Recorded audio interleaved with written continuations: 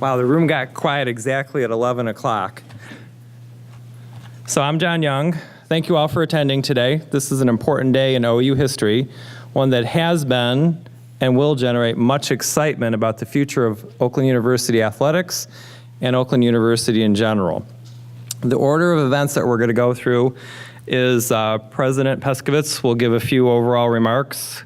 Glenn McIntosh will talk about the candidate and the search process. Then you'll have a chance to formally meet our 7th athletic director. And for the media, this is the 7th athletic director and the 7th president. Then we're going to have a Q&A session, and then there'll be opportunity for one-on-one interviews. So in order to put the significance of today's announcement into context, I want to introduce President Hirsch Pescovitz.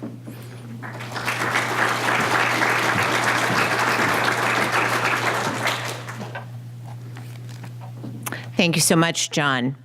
I too want to thank all of you for coming today and for sharing in our excitement about our announcement. We really appreciate your interest and the support that all of you have shown for Oakland University in general. I want you to know how much this means to us as we strive to meet the needs of all of our students and the broader community that we serve. And while I'm expressing appreciation, I want to specifically acknowledge Oakland University's Board of Trustees, and I want to recognize our chair, David Tull. David, thank you very much. David has taken time today to be with us to help us celebrate the exciting and wonderful news that we are sharing with all of you today.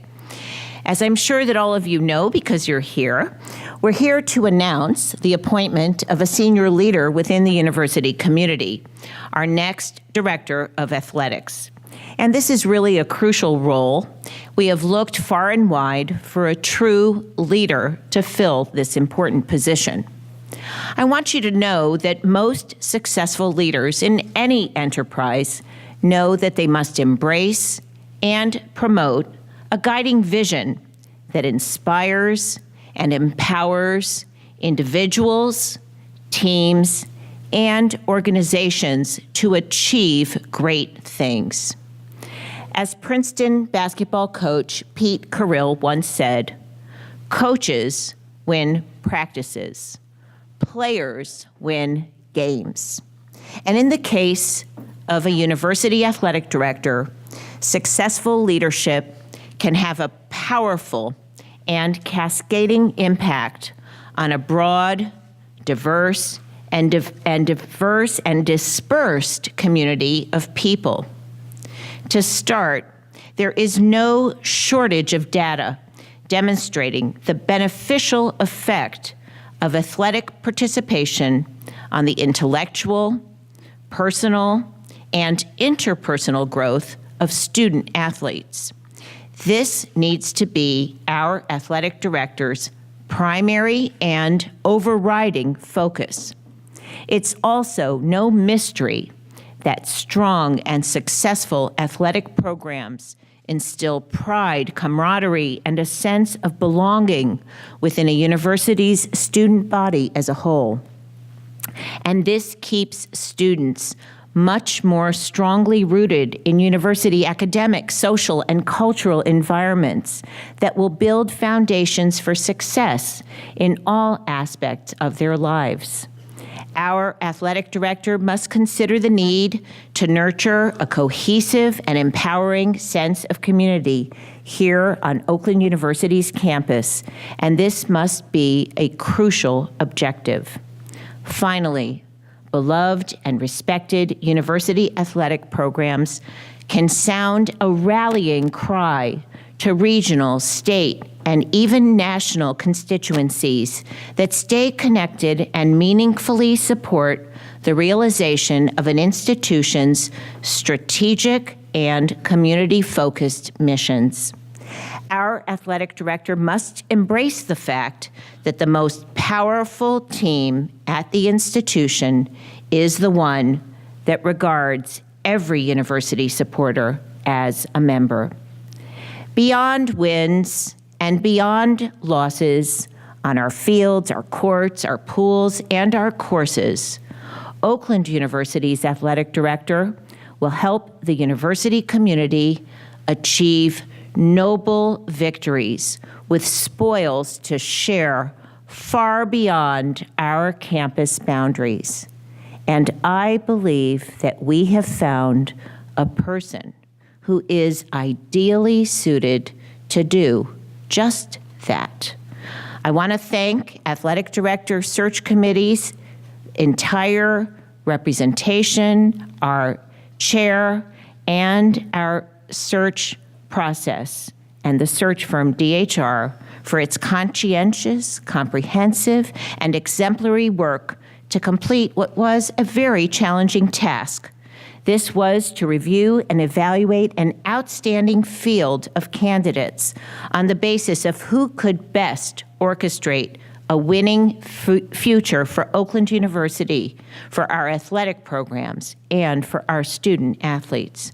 I would also like to thank all of the candidates who expressed interest in helping OU to usher in a new era of success, recognition, and growth. Oakland was fortunate to have such an amazing and talented pool to work with. And I am so thrilled to welcome the individual who has accepted our invitation to join this community. And I'm delighted by the prospect of this person helping to instill an even greater sense of pride in being part of the Golden Grizzlies family. To introduce the person we have selected to lead Oakland University's athletic programs, I would now like to invite Vice President for Student Affairs and Search Committee Chair, Glenn McIntosh, to the podium. Welcome, Glenn. Thank you. Thank you. Well, good morning. And thank you, President Pescovitz, for the introduction, as well as the opportunity to serve as the chair of the search process for our athletic director. I want to also acknowledge the point that I had the opportunity to work very closely with a group of Oakland University faculty and staff as part of the search committee. I like those individuals to stand and be recognized.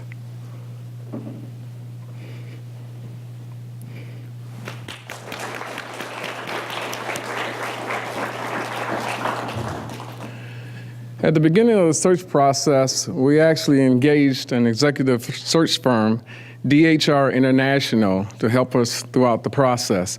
And their managing partner has been instrumental as we move through the months. And that person is here today, Glenn Sugiyama.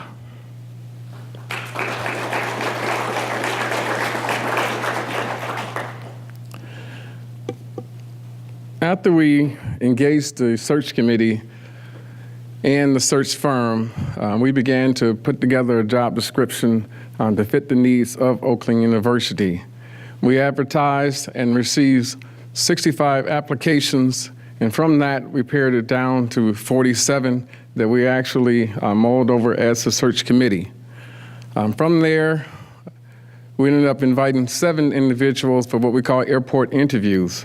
By that time, those 7 individuals had a depth of knowledge and experience that all seemed to be a good fit for the university, but we ended up narrowing it down to 3 for on-campus interviews. And although it was a very challenging task with an outstanding and deep pool, we think we have someone who is very special to lead us into the future. He currently serves as the Executive Associate Athletic Director at the University of Nebraska, where he's been employed since August of 2013. In this capacity, he oversees marketing, communications, creative and emerging media, the Spirit Squad, Husker Vision, and licensing and branding. He also serves as the university's liaison to IMG, the Big Ten Network, and Fanatics. Previously, he was the senior administrator at the University of Miami in Coral Gables, where he oversaw sports medicine, strategic operations, facilities and maintenance, capital projects, and construction. During his tenure there, he oversaw the men's and women's basketball programs as well as the football program.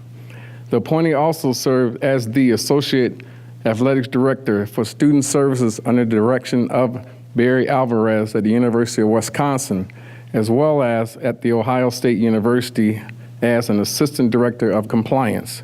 He holds a law degree, a master's degree in business administration, and sports management, all from The Ohio State University, as well as a bachelor's degree in political science from Kenyon College.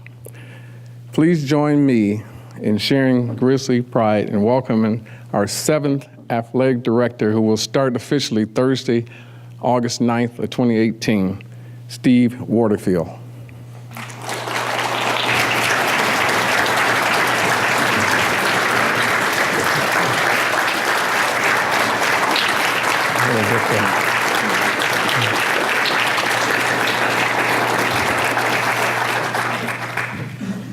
It's so important that we have family who supports us. And throughout the search process, Steve has had the support of his dear family. And I want to recognize those individuals right now and welcome them to the Golden Grizzly family. His wife, Jamie.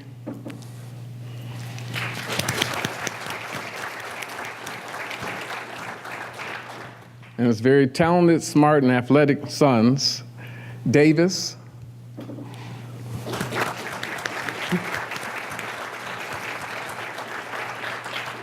and Austin.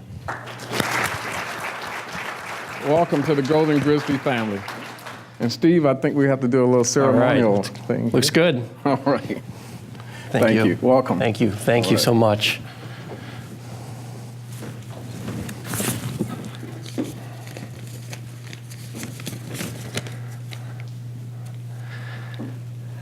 Thank you, President Pescovitz, for the kind words and your confidence in me to lead Oakland University Athletics as we embark on a new chapter. Thank you to Glenn McIntosh and members of the search committee and all those that I met during the search process. Your passion and care for Oakland University was evident throughout, and I appreciate that.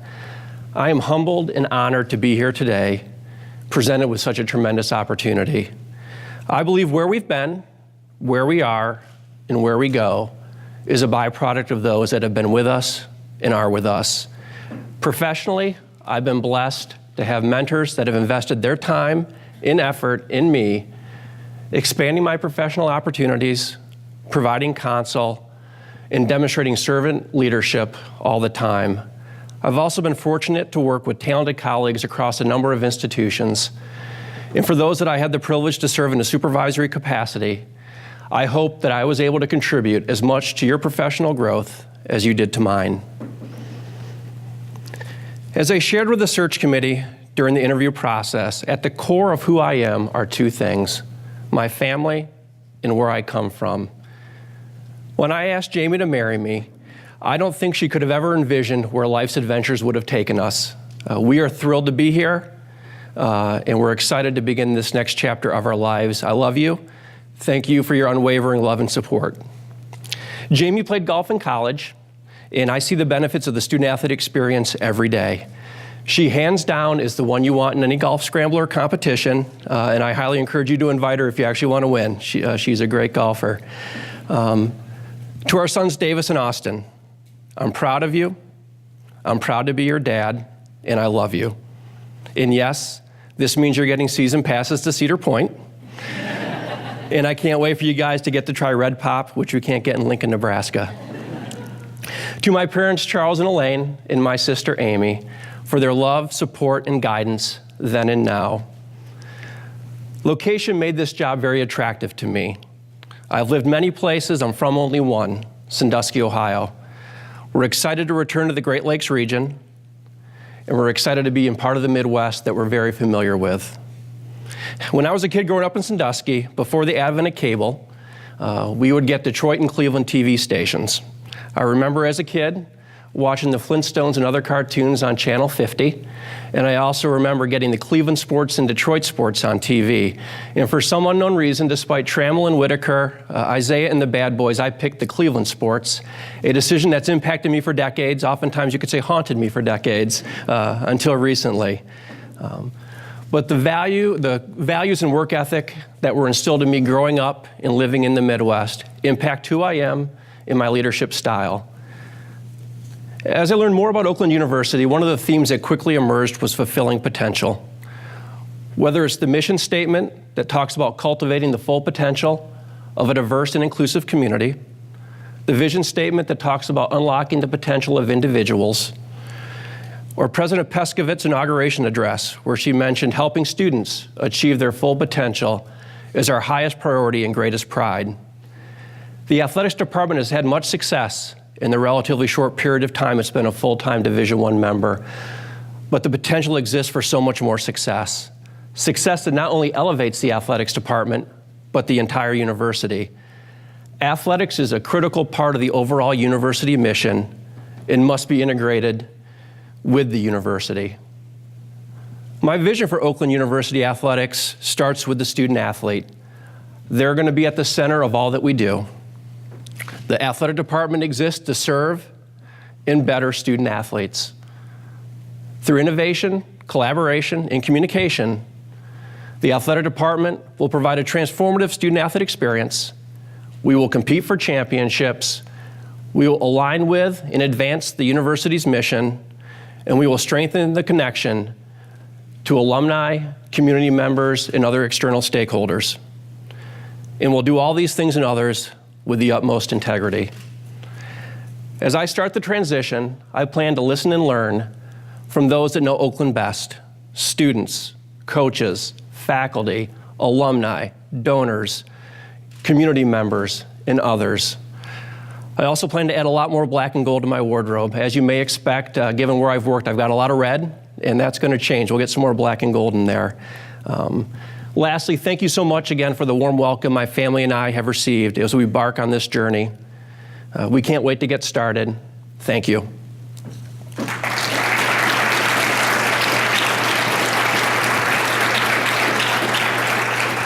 All right, Steve, stay there.